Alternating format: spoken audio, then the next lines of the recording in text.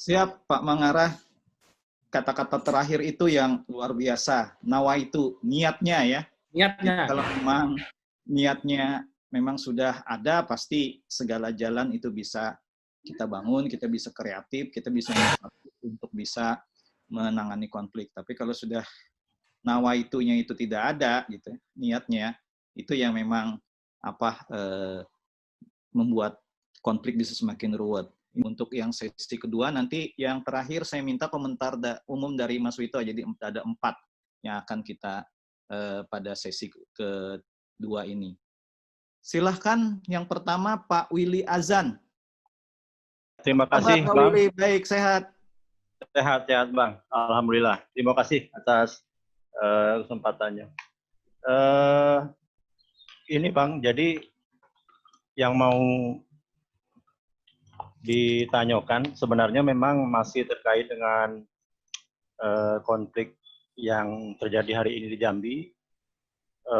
Pertama, informasi yang saya terima malam ini itu ada konversi pers terkait kawan-kawan SPI di Jambi ya. Itu yang terkait dengan PT LAJ atau RLU. Yang kedua, ada juga tadi sudah disinggung sama Pak Kadis, ada kawan-kawan dari Batanghari dan gabungan dari yang lain juga akan ke Jakarta rencananya, tapi itu mungkin minggu depan. Dan di sini mungkin dua hal mungkin yang mau saya tanyakan. Pertama itu ke pemerintah ya Bang, ke pemerintah. Yang terkait konflik hari ini di Jambi, itu mungkin petanya sudah ada, identifikasinya sudah ada, kemudian langkah apa yang akan dilakukan dalam waktu dekat ini untuk mengatasi atau mengurai konflik yang ada itu. Kemudian pendekatannya itu pendekatan yang seperti apa ya, mungkin apakah ada terobosan karena kan di sini sudah ada Bang Rip yang jadi tenaga ahli untuk konflik agraria di kementerian, mungkin ilmu-ilmunya ada ilmu-ilmu yang baru gitu kan.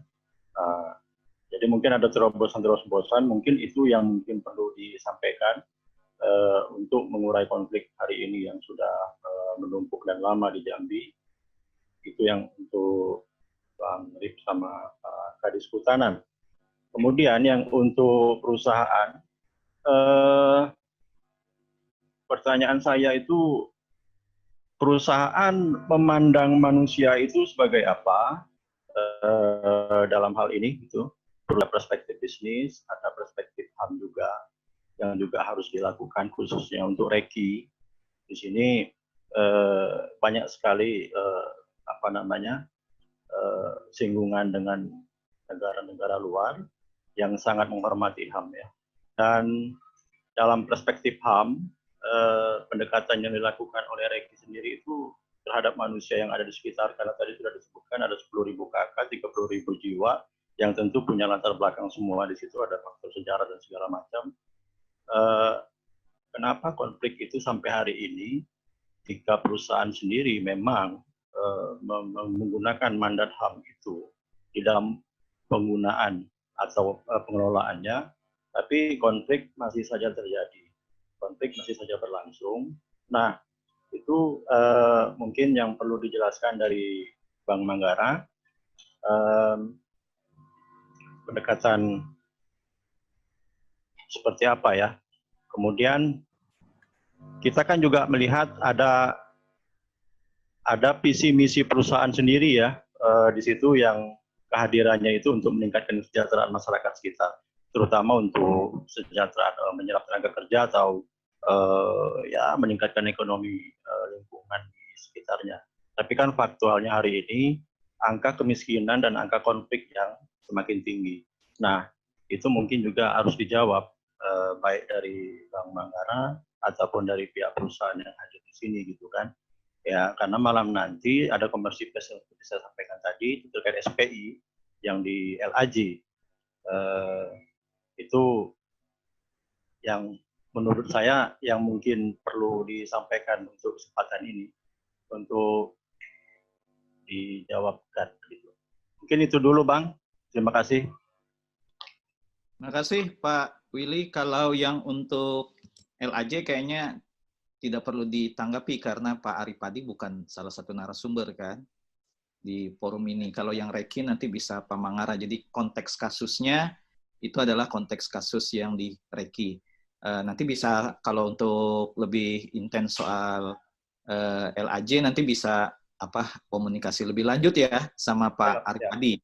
Gitu. Ya, jadi ngobrol kita ini bisa lebih fokus. Ya. Berikutnya nanti saya catat ada beberapa, ada yang ke Dinas, ada yang juga ke Reki pertanyaannya.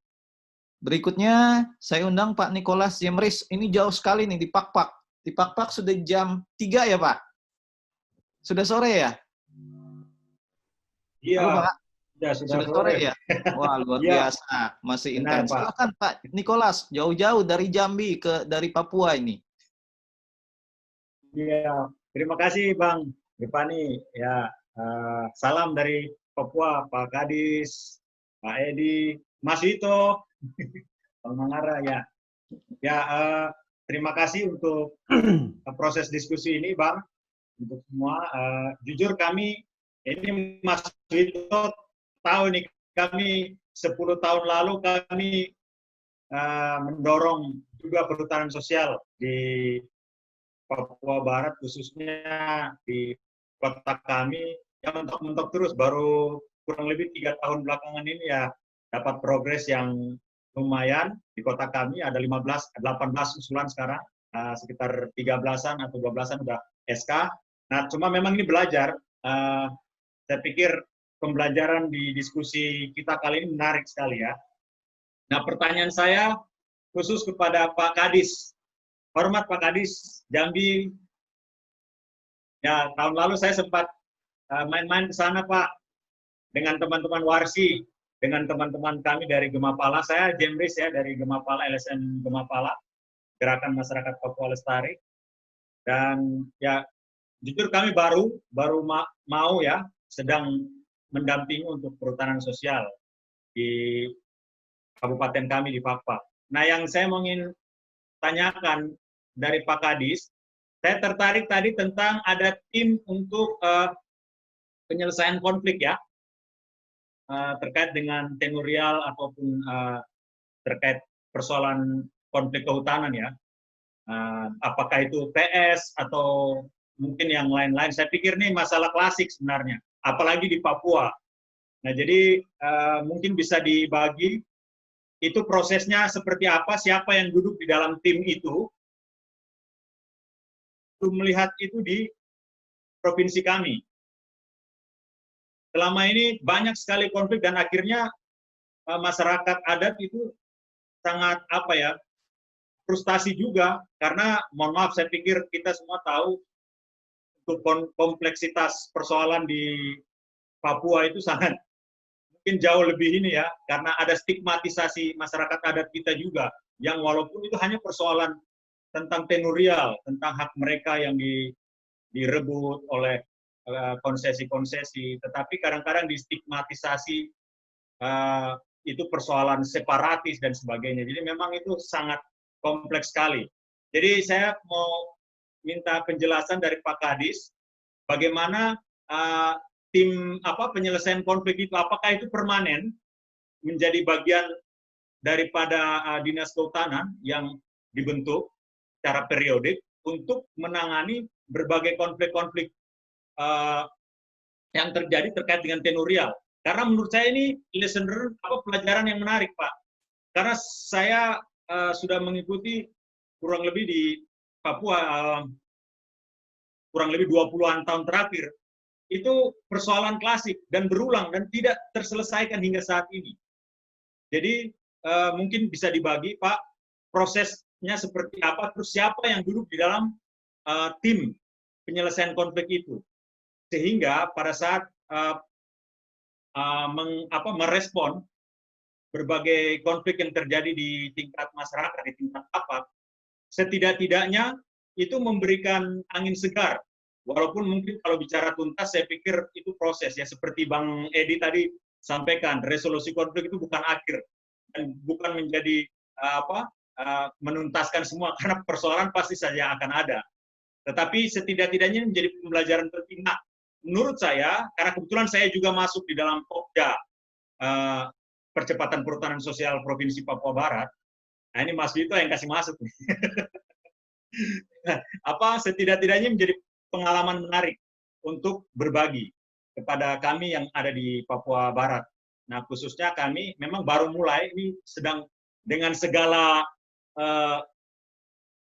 kekurangan kami, ini mungkin kami bisa belajar dari teman-teman di Jambi, khususnya Pak Kadis, menyelesaikan ini. Kemudian bagaimana support, yang saya mau tanyakan kedua itu, bagaimana support dari Dinas Kehutanan Provinsi Jambi dan jajarannya, apakah itu KPH dan seterusnya, yang lain untuk mendukung perhutanan sosial yang ada di sana, termasuk pendampingan.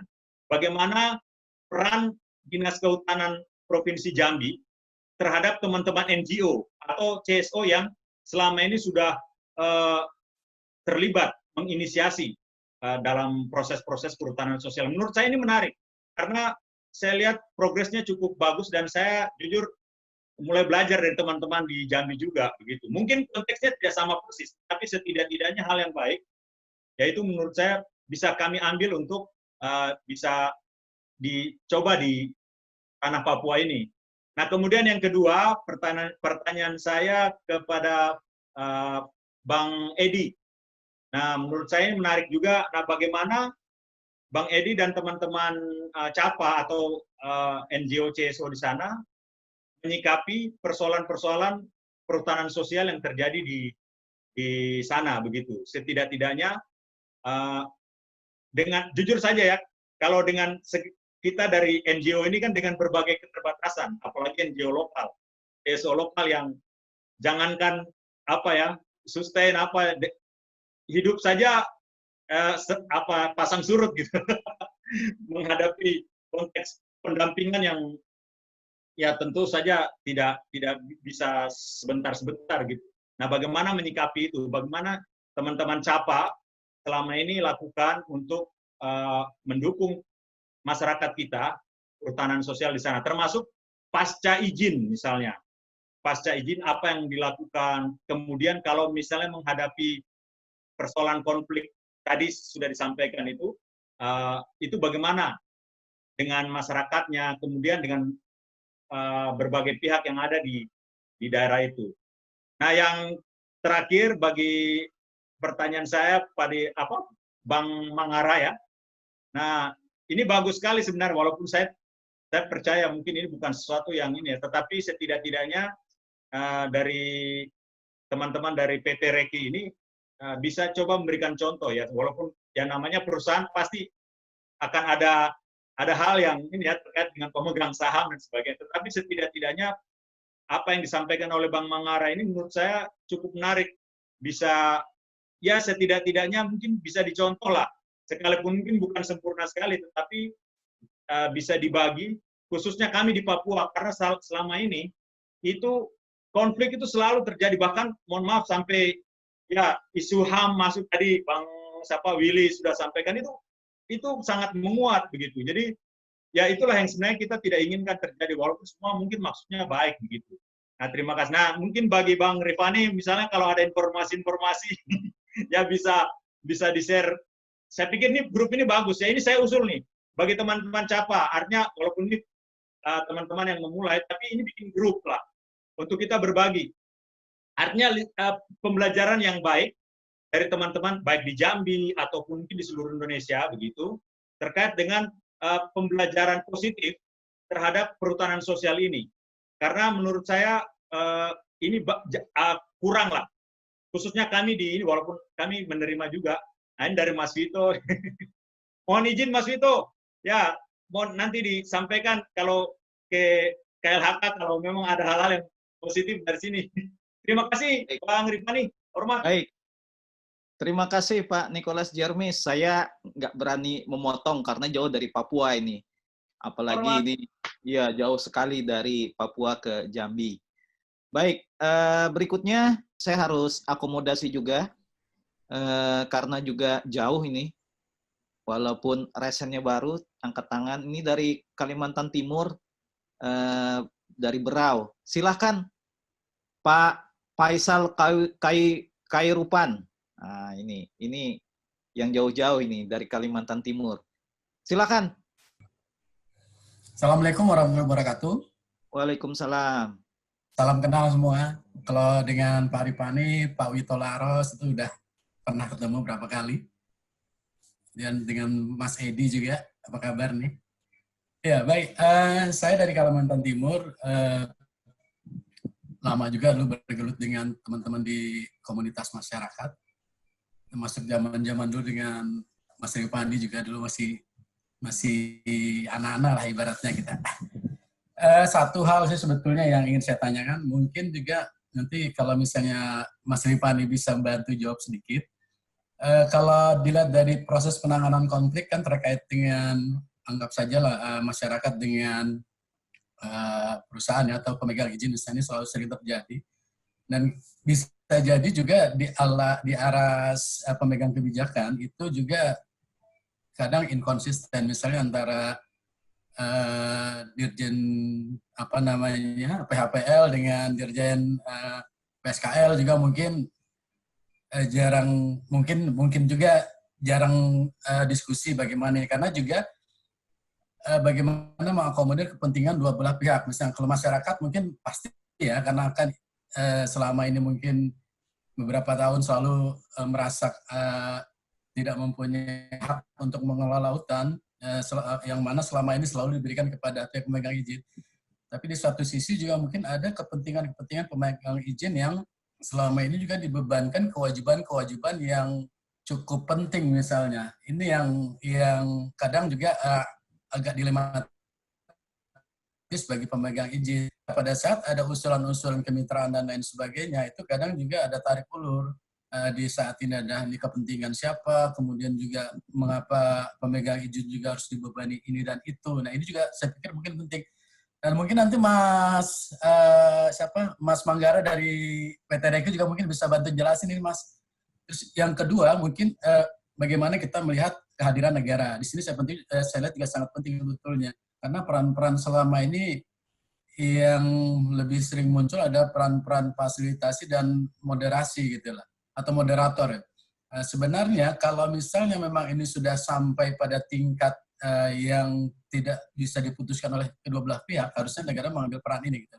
Jangan hanya langsung dihadapkan kepada proses mitigasi atau sampai ada proses peradilan. Bisa ditebak kalau misalnya sudah sampai pada proses itu, yang terjadi adalah pembuktian pada alas hak. Jadi siapa yang mempunyai alas hak yang sah, itu di mata pengadilan pasti akan dimenangkan. Termasuk juga yang mempunyai cukup biaya untuk mendanai itu. Saya pikir mungkin itu aja Pak Ripani. Terima kasih. Terima kasih. Suara dari Kalimantan Timur. Ini jauh juga. Mudah-mudahan nanti dapat respon dari para narasumber. Terakhir, saya undang dulu sebelum saya kembalikan kepada narasumber untuk bisa memberikan respon dari komentar-komentar peserta tadi, dari Pak Jemris, Pak Willy, dan juga dari Pak Faisal. Ini yang sudah disebut-sebut namanya, ini sutradaranya perhutanan sosial ini sebenarnya. Mas Wito Laros, silakan Mas Wito Laros, kasih dulu komentar. Oke, terima kasih. Ngobrol kita. Iya, salam jumpa Bapak Ibu dan rekan-rekan semua. Bang Jemris, jangan khawatir, kita sekarang sedang berdekatan bersamaan dengan orang KLHK ini. Siap. Jadi yang jadi moderator sekarang orang KLHK kan, jadi aman kita. Nanti akan kita tegaskan itu. Saya ingin menyampaikan gambar di background saya ini, gambar virtual background itu. Mungkin Pak Burn pernah ke sana. Saya dulu tahun 2016 pernah fasilitasi untuk preparation-nya proyek ini ya, Forest Program 2 ya Pak di sana, bareng Pak Bas dan Pak Paul ke sana. Ini di Desa Sungai Bemban atau Sungai Baun di Batang Asai. Saya pernah bertanya ke masyarakat di sana, kenapa lahan itu dibiarkan seperti itu? Mereka simpel aja jawabnya, Pak. Itu nanti kalau saya tanam tanaman pohon, Pak, kemudian tanah itu diambil pemerintah, bagaimana nasib kami kan gitu. Jadi ini menggambarkan betapa dampak dari konflik itu terhadap situasi tutupan lahan kita. Itu yang ingin saya gambarkan di sini di dalam virtual background ini. Sengaja saya ambil gambar dari Jambi. Mudah-mudahan sih keadaannya sekarang sudah lebih baik.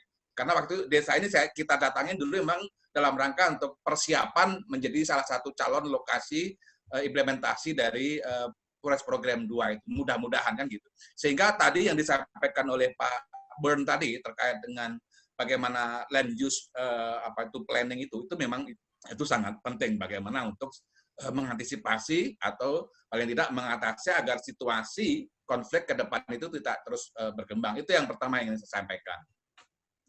Kemudian yang kedua, bahwa kita tadi menarik ya, di satu sisi Bang Manggara tadi dari pihak korporat tadi menyampaikan bahwa pemegang saham selama ini selalu berpedoman bahwa ini investasi, sehingga ini biaya, ya cost center gitu. Nah, tadi sementara di satu pihak, tadi kita lihat bagaimana ya upaya CAPA ya, atau kapal atau capa ini luar biasa ya bagaimana menginisiasi ini. Nah, menurut saya ini inisiatif Pak Kadis tadi dalam membuat sekber tadi, terutama mungkin salah satunya mungkin sudah diimplementasikan di salah satunya di LAJ tadi ya, meskipun mungkin memang belum bisa menyelesaikan semuanya. Makasih nih Mas Arif Adi juga tadi telah menginformasikan perkembangan. Kita beberapa kali diskusi ya, yang pada saat itu kita memang membaca situasi di lapangan itu begitu kompleks gitu. Nah, ini menarik sekali. Menurut saya, inisiatif Pak Kadis dalam pembentukan sekber atau tim ini bisa menjadi salah satu inisiatif itu bagaimana nanti untuk dijadikan input atau masukan dalam perubahan kebijakan. Nah, tadi di chat ini Mbak Umi Samsiatun juga sudah menyampaikan bahwa regulasi yang ada sekarang itu memang sama sekali tidak mendukung bagaimana aktor-aktor di lapangan, di daerah itu untuk dalam penanganan konflik. Tenur dan kemitraan yang memang banyak menginisiasi, fasilitasi proses-proses penyelesaian konflik sebelumnya. Nah, waktu itu memang Pak Dirjennya, Pak Hadi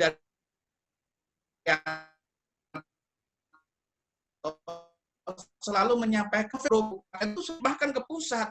Loh, bagaimana kalau itu nanti kita bebankan kepada mereka? Mampukah mereka? Itu sebenarnya asbab penusulnya itu.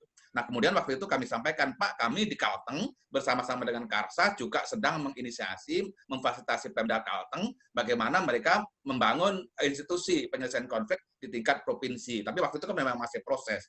Nah, sehingga menurut saya pengalaman di Jambi ini menarik. Nah, ini saya ketika ada TAM baru yang menjadi tetangga saya di sana, langsung saya tantang gitu. Bagaimana ini proses revisi Permen 84 itu supaya bisa menjadi lebih terbuka. Selama ini kan kita tidak tahu seperti apa proses revisinya. Kita dengar ada revisi, tapi seperti apa revisinya? Kita berharap revisi itu nanti bisa mengakomodir gagasan-gagasan yang sudah berkembang di daerah, seperti yang muncul di dalam diskusi kita ini. Jadi menurut saya ini sangat menarik tadi usulannya Bang Jembris tadi, bagaimana ketika forum ini nanti terus berkembang, tidak berhenti di sekarang ini, sehingga itu nanti bisa berpotensi untuk memperbaiki regulasi kan gitu, sehingga akan bisa menjadi lebih efektif regulasi itu. Nah, ini barangkali pesan penting ya dari pertemuan kita hari ini ya, bahwa banyak ini lagi-lagi Jambi ini jadi pelopor ya. Dulu hutan desa pertama pelopornya di Jambi ya, Muara Bungo.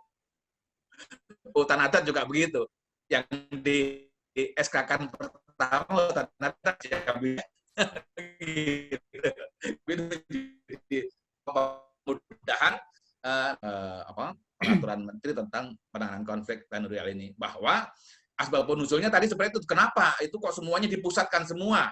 Itu karena dulu Pak Dirjen selalu dapatkan limpahan permasalahan dari daerah, dari provinsi dan beban.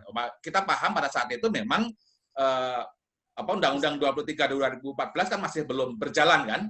2015 itu masih proses persiapan, 2016-nya transisi. Nah, sehingga sekarang saatnya kita baru mengetahui perannya pemerintah daerah dalam pengurusan kawasan ini. Dulu Undang-Undang 23/2014 masih baru diundangkan, sehingga kita belum tahu bagaimana peraturan menteri tentang penanganan konflik teritorial ini. Bahwa asbab usulnya tadi seperti itu. Kenapa? Itu kok semuanya dipusatkan semua?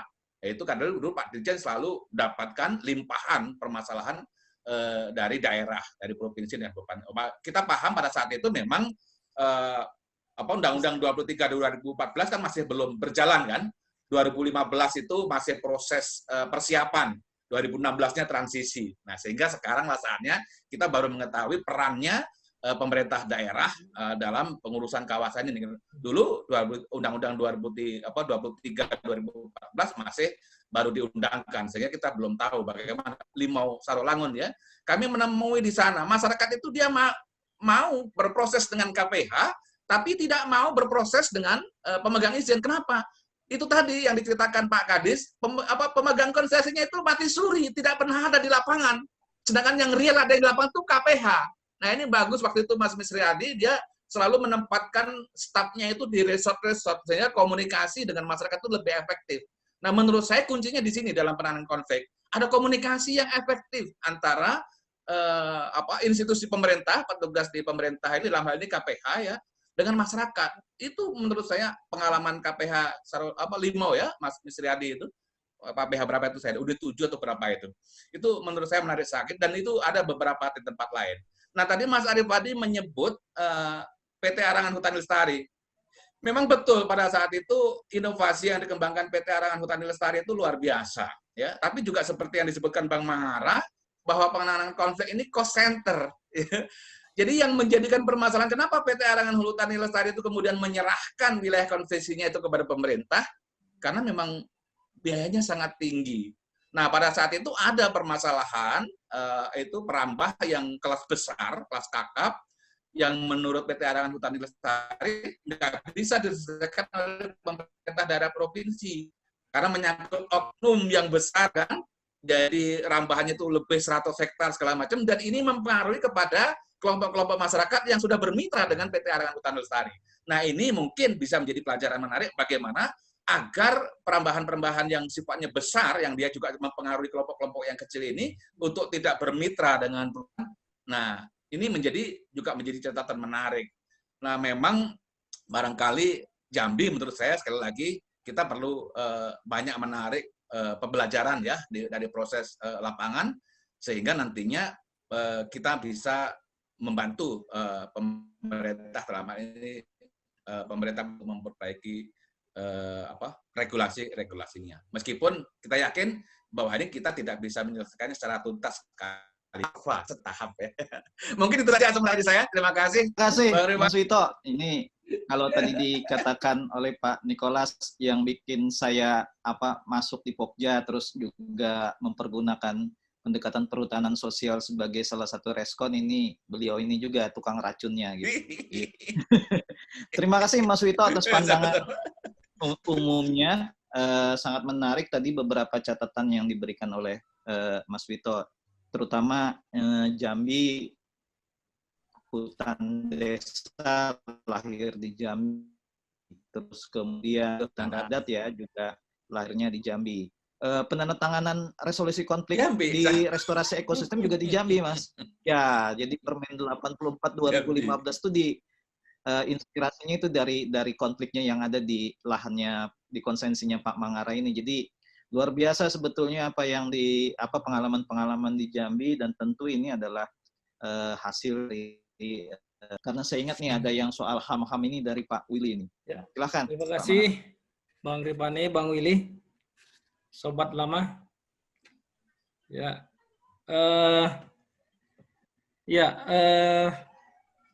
pertanyaannya menarik dan tidak gampang dijawab. Tapi mungkin klarifikasi dulu bahwa masyarakat lokal yang ada di Harapan memang yang sudah ada jauh-jauh hari itu Batin 9 yang sampai saat ini terdata sekitar 250 KK. Lalu kelompok Melayu yang di batas di Sumsel itu yang juga saat ini difasilitasi oleh Haki dari Sumsel, ada 350.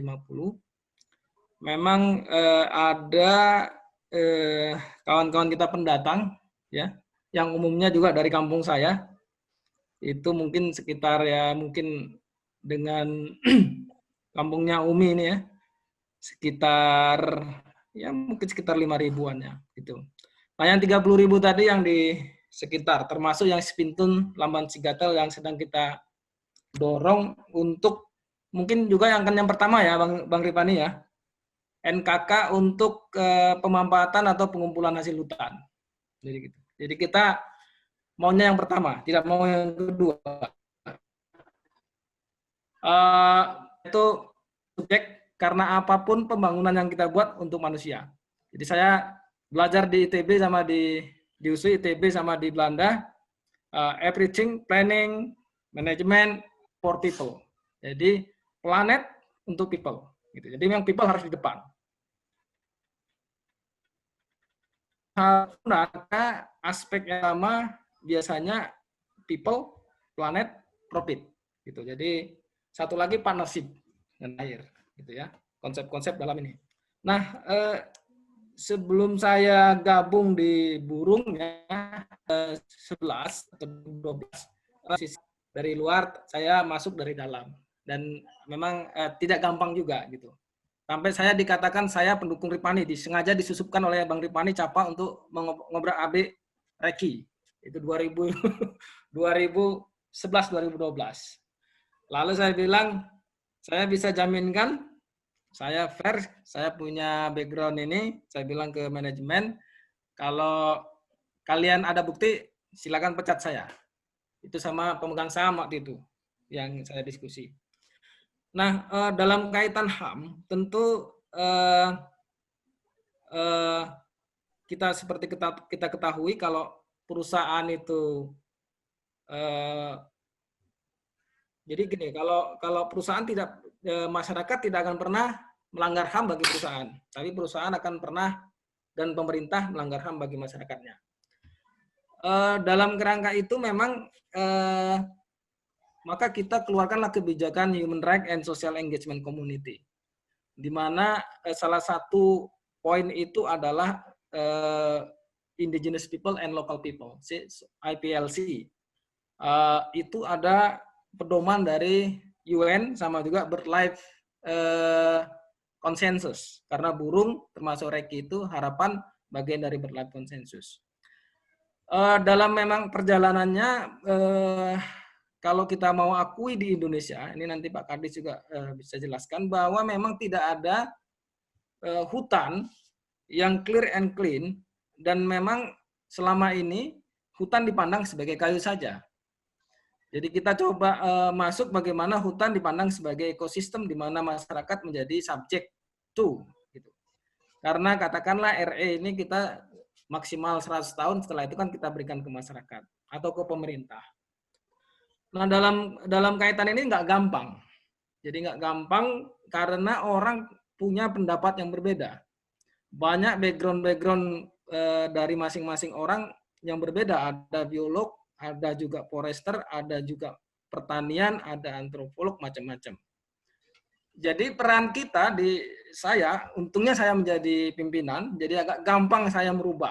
Pakai tangan besi saya bisa, Bang Willy. Ketimbang waktu saya dulu masih jadi technical advisor. Oleh karena itu kita coba meretas satu-satu konflik yang ada, ya. Karena memang begitu dapat izin reki itu itu sudah, selain yang masyarakat lokal sudah banyak dalam kutip pendatang yang tidak juga clear gitu, Pak. Jadi gini Bang Willy. Jadi sama seperti yang kelompok Arangan, kelompok WKS mungkin, yang juga yang lain-lain itu. Jadi saya sepakat dengan Bang Willy, kawan-kawan. Ada sebenarnya invisible hand yang tidak bisa terlihat oleh kawan-kawan mungkin. Jadi invisible hand itu yang kadang sulit kita selesaikan. Dan invisible hand itu biasanya terkait dengan power, position, ya, jabatan, dan lain-lain. Jadi sehebat apapun kita, kalau tidak kita benerin pelan-pelan, memang itu ini. Nah, Kenapa konflik ada terus? Ya selagi manusia masih hidup, kalau teori konfliknya, konflik harus ada. Cuman bagaimana kita memanage dan mereduce konflik yang ada. Jadi kita yakin event yang sudah dapat izin, ada kemitraan. Nah, ini pengalaman pasang surut dengan kawan-kawan CAPA, CED ini, ya kadang sudah dapat izin juga ada konflik gitu. Memang karena ya prinsip dasar konflik itu kan banyak gitu ya. Konflik itu karena perbedaan data, perbedaan pandangan dan lain-lain. Tapi yang paling penting sebenarnya bagi kami adalah karena kami memang kan base-nya sekarang donor ya. Memang investasi awal itu pribadi. Dan itu bisa kita yakinkan ke para pemegang saham. Kami terbuka gitu ya, terbuka menyelesaikan. Nah, yang menjadi soal memang banyak yang kelompok-kelompok yang memimpikan yang di luar skema kebijakan yang ada. Misalnya kelompok-kelompok tertentu mau tora atau tidak mau negosiasi. Kita ajak negosiasi tidak mau. Orang nggak mau diajak negosiasi, masa kita bagaimana? Kan nggak mungkin kita pukul gitu. Ya kita biarkan dulu, cari waktu lagi, suatu saat ketemu lagi gitu. Jadi saya bisa katakan konflik ini mungkin sampai 20 tahun tetap masih ada di seluruh kehutanan di Indonesia gitu. Tidak hanya di Reki. Tapi kita harus inovatif. Ya, untuk Pak Nicholas, ya terima kasih dari Papua ya, salam dari Papua.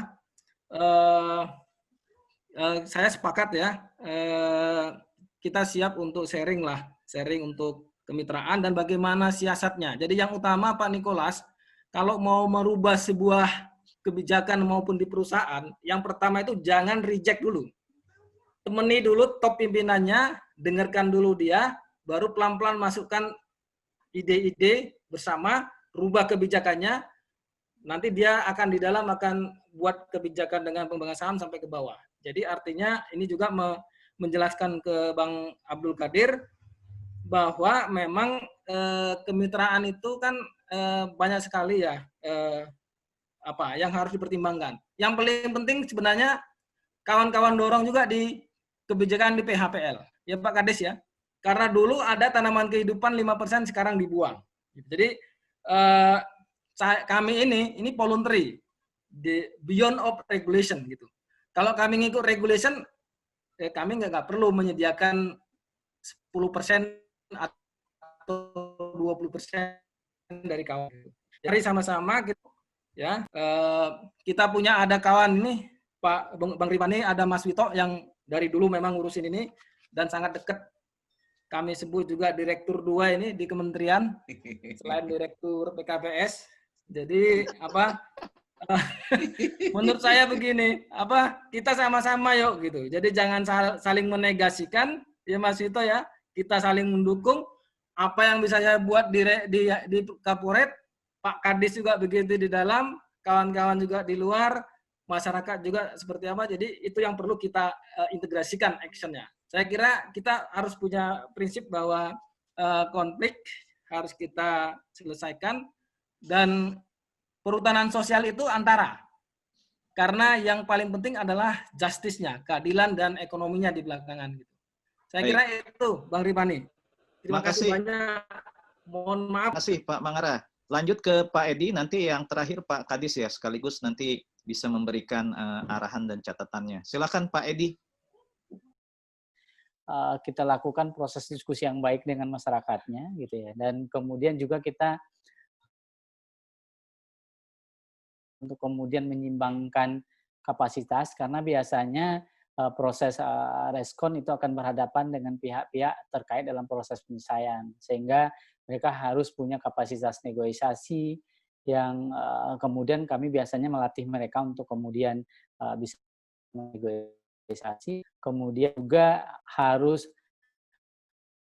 punya kepastian objek yang kemudian di wilayah yang disengketakan, kemudian subjek orangnya juga harus dipastikan. Hal lain seperti tadi yang disebutkan Bang Niko, memang ada problem biaya dalam proses negosiasi. Itu yang nah, kemudian penyelesaian konflik ini kan memang terkait juga dengan soal kebijakan. Tadi juga disebut bahwa sebenarnya banyak kebijakan penyelesaian konflik yang sudah ada, yang direspon oleh pemerintah, tapi dari fasilitator saja seperti media apa namanya moderator konflik sendiri bahwa ya kemudian keputusan kembali konfliknya di Provinsi Jambi sampai ke ini sudah coba memang terhenti, mudah-mudahan ini bisa lanjut. Pak Bestari inisiasi dulu waktu sama Pak konflik sendiri di level Provinsi Jambi, jadi ada des konflik, des penanganan konflik sendiri di Jambi sampai kelembagaannya seperti apa gitu. Itu yang kita harap kemudian bisa melakukan proses-proses penanganan konflik di Jambi. Itu mungkin Bang Rip yang dari saya. Baik, terima kasih Pak Edi. Langsung ke Ari, silakan Pak. Bang Ripani, mungkin saya sedikit saja menyampaikan, tadi sudah sangat banyak yang disampaikan Bang Mangara dan Bang Edi. Yang pertama kepada Bang Willy Azan, apa terobosan-terobosan apa yang dilakukan Dinas Kehutanan Provinsi Jambi terkait penyelesaian konflik. Jadi tadi sudah saya sampaikan bahwa 23 yang data yang kami sampaikan tadi berdasarkan tugas pokok dan fungsi kami udah selesai. Memang sekarang itu tinggal di Kementerian LHK. Menyerempet sedikit terkait SPI dengan LAJ, ini mungkin salah satu terobosan yang kami lakukan walaupun proses sudah selesai.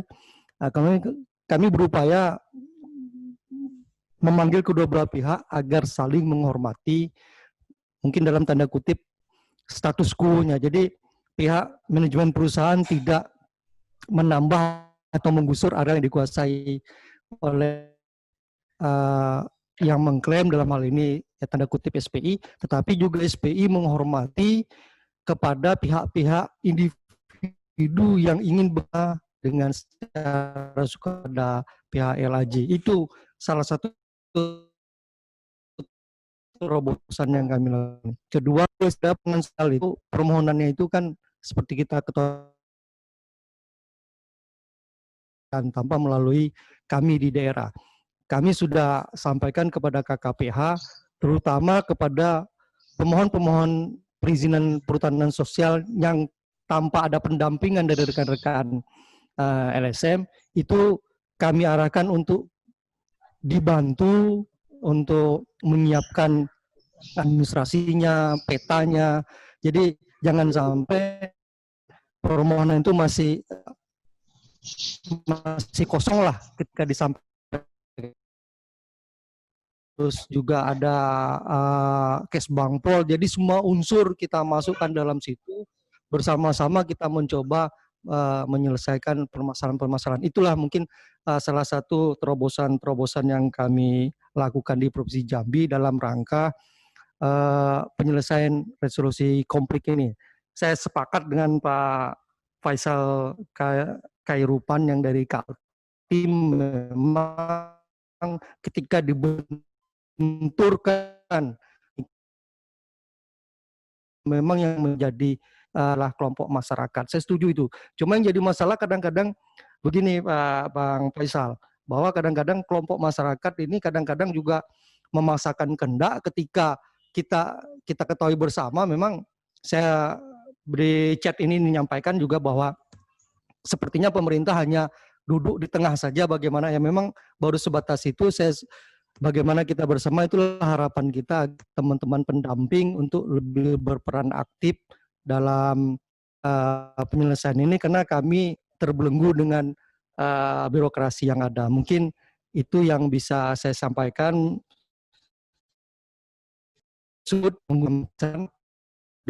Salah dan nilap, mohon dimaaf. Belum menyiapkan pantun. Kalau di tanah Melayu memang Ajib harus itu, menyiapkan Bang pantun. Ripani. Umi pantun. Terima kasih Pak Kades. Ini pantun. Terima kasih juga Bisa pantun Bang Faisal. Atas waktunya hari ini dan sudah bersedia untuk memberikan pengalamannya, pengetahuan, dan juga memberikan komentar responnya terhadap apa yang disampaikan oleh peserta diskusi, peserta ngobrol kita pada hari ini.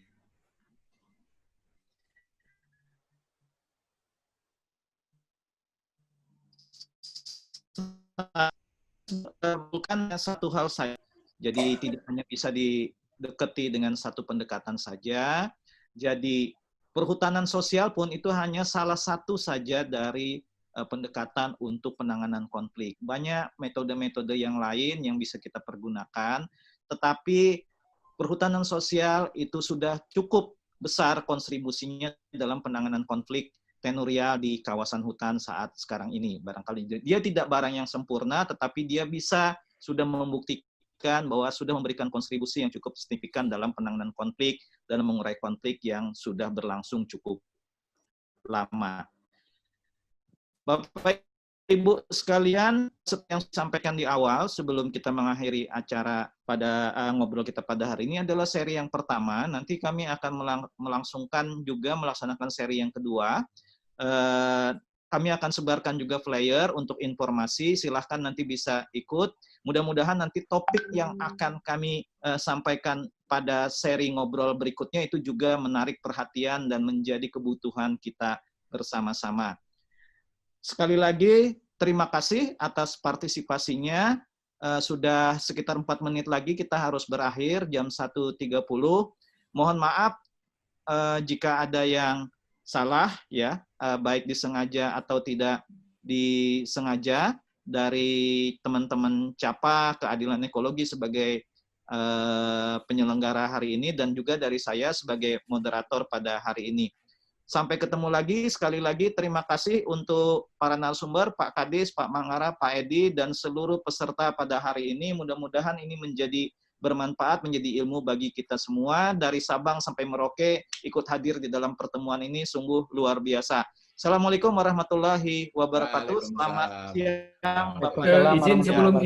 Sebelum bubar, mungkin kita bisa kasih salam khusus buat saya foto bersama dulu. Berfoto ya. Baik. Oh, salam perhutanan sosial. Oke, siap. Semua luar biasa. Mohon menunggu ya sebentar. Perhutanan sosial ini kayaknya 1, sudah 2, 3, satu lagi menunggu. Ya, tunggu. 1, 2, 3. Ya, satu lagi. 1, 2, salam fotonya. Oke, terima kasih Pak. Kami mohon maaf dari penyelenggara sebagai Yayasan CAPA. Terima kasih Mas Vito. Terima kasih semuanya.